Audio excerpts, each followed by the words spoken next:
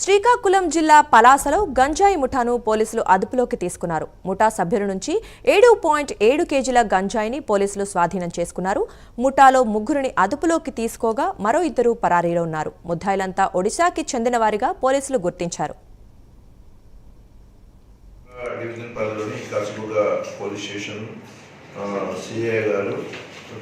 సమాచారం మేరకు ఈరోజు మన కాశీబుగ్గ పట్టణంలోని ఇందిరా చౌక్ వద్ద ముగ్గురు వ్యక్తులను అనుమాన స్థితిలో అరెస్ట్ చేయడం జరిగింది.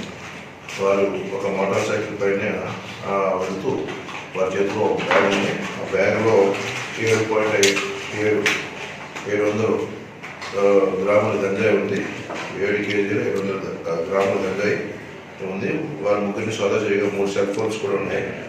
వాళ్ళు motor cycle FSZ motor cycle మరియు వాళ్ళ దగ్గర క్యాష్ కూడా 3,900 రూపాయల క్యాష్, వారి యొక్క ఆధార్ కార్డులు కూడా లభ్యమయ్యాయి.